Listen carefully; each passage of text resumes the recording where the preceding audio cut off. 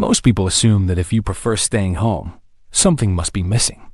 Ambition, confidence, social skill, drive. But what if nothing is missing at all? What if your love for staying home is not withdrawal, but psychological strength? If crowded rooms exhaust you, if noise overwhelms you, if you feel more alive in quiet spaces than in busy ones, this may not be a flaw in your personality. Your nervous system may simply be wired for depth instead of stimulation. Your brain may have adapted to protect your energy, to think before reacting, to bond deeply instead of widely, and the world rarely explains that. In this video, we'll explore what your preference for staying home really reveals about emotional regulation, internal complexity, energy boundaries, and a kind of quiet power most people overlook. Because you may not be avoiding life. You may be living it more intentionally than most. One comfort with being alone. Self-regulation rather than social withdrawal. One of the most misunderstood traits of people who prefer staying home is their genuine comfort with being alone. They do not panic in silence. They do not instinctively reach for stimulation. They do not experience empty space as threatening. To an outside observer, this can resemble social withdrawal. But neurologically, a very different process may be unfolding. Some individuals have nervous systems that are more responsive to environmental input. Sound, movement, conversation, unpredictability. All of these require neural processing. The brain must continuously filter, prioritize, and interpret information. For those with deeper cognitive processing styles, even mild environments can generate a high level of internal activity. Silence, therefore, is not deprivation. It is recalibration. When they stay home, the nervous system shifts from hyperprocessing to regulation. Heart rate steadies. Cortisol decreases. Cognitive load lowers. The system is not shutting down. It is restoring equilibrium.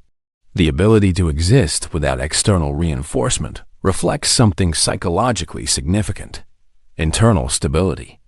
They do not rely entirely on external stimulation to define aliveness.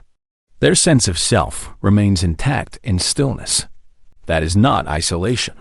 That is self-sufficiency. 2. Exhaustion in crowds. Deep social processing and emotional sensitivity. Another common pattern is feeling drained after extended social interaction. They may appear quieter than others, slower to respond, more observant than expressive. In fast-paced group dynamics, this can be misinterpreted as social awkwardness or lack of confidence. But the brain does not process social situations superficially. It reads facial micro-expressions. It analyzes tone shifts. It detects emotional inconsistencies. It tracks subtle changes in group energy. For some individuals, this processing happens automatically and intensely. Their mirror neuron systems may activate more strongly. Their empathic circuits may remain highly engaged throughout interaction. In a crowded room, they are not disengaged. They are absorbing. This absorption is metabolically expensive. It consumes mental and emotional energy. When the interaction ends, recovery becomes necessary. Needing solitude afterward is not evidence of social deficiency. It reflects emotional bandwidth. Where others skim, they process. Where others react, they interpret. And interpretation requires quiet integration afterward. What looks like fragility may actually be sensitivity combined with depth. 3. Protecting personal space. Boundary awareness and energy conservation. People who prefer staying home often protect their personal time and space carefully. They hesitate before committing to plans. They decline invitations more frequently than expected. They value predictability. To some, this appears rigid or antisocial. But psychologically, this behavior often reflects strong boundary awareness. Boundaries are not defensive walls. They are regulatory mechanisms. They help individuals manage energy expenditure. Every social commitment carries a cognitive and emotional cost. Those who are highly aware of their internal limits tend to evaluate that cost before agreeing. Their decision-making is not impulsive, It is calculated based on internal capacity. This level of self-monitoring suggests developed interoception, the ability to perceive internal states accurately. They recognize early signs of depletion. They respond before burnout occurs.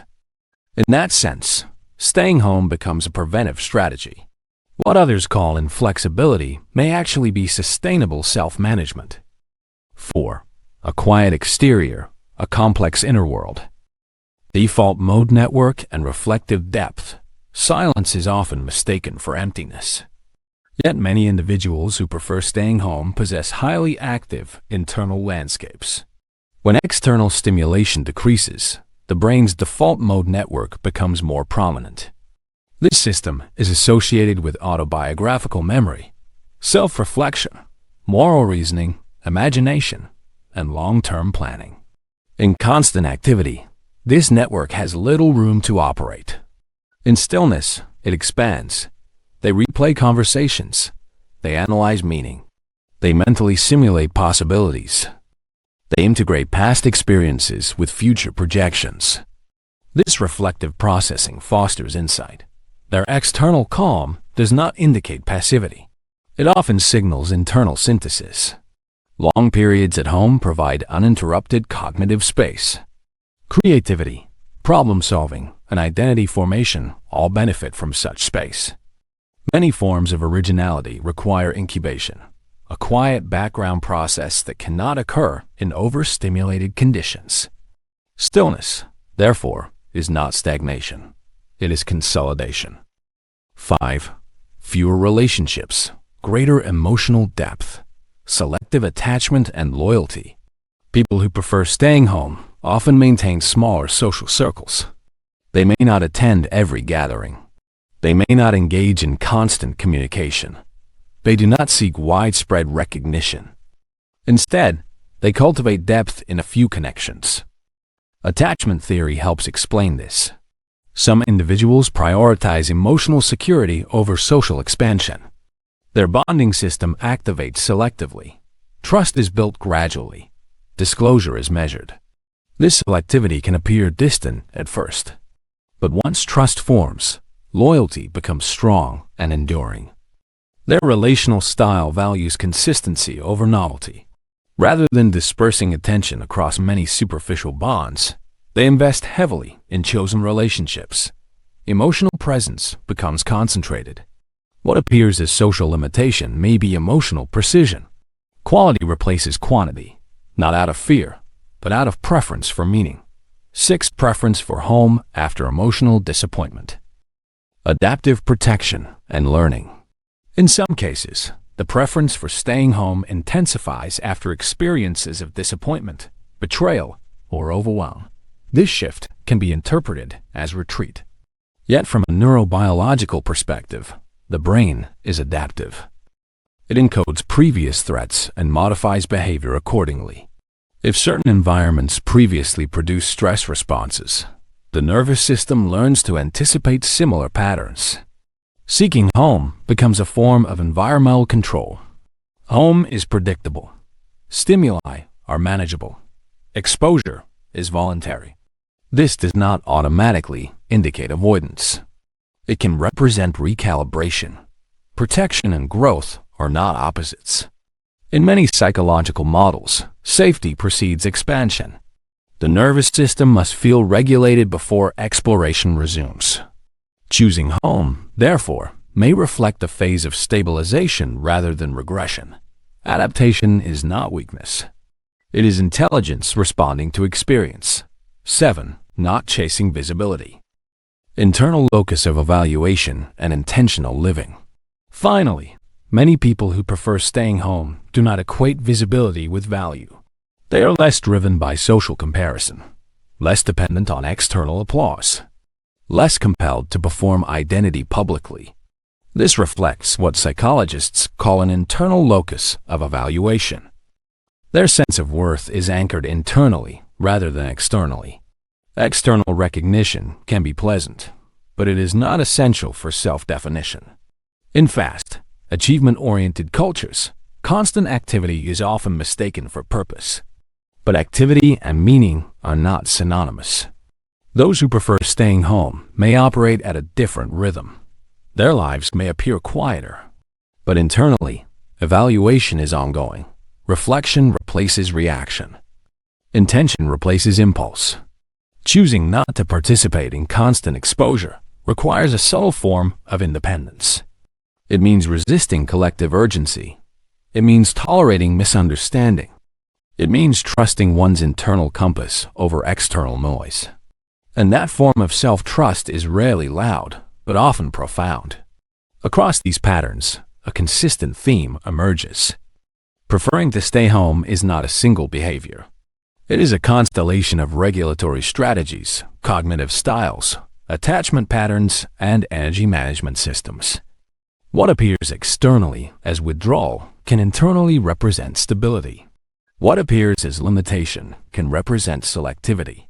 What appears quiet can conceal depth. The strength is not always visible, but it is structured. If you've ever felt out of place because you prefer staying home, maybe you were never meant to move at the world's speed. Nothing is wrong with you for loving quiet. Nothing is missing because you don't chase noise. What others once called distance may actually be discernment. What looked like withdrawal may be regulation. What seems small may be depth. You are not hiding from life. You are choosing how to experience it. And in a world that rarely slows down, the ability to remain steady, reflective, and intentional may be one of the quietest forms of strength.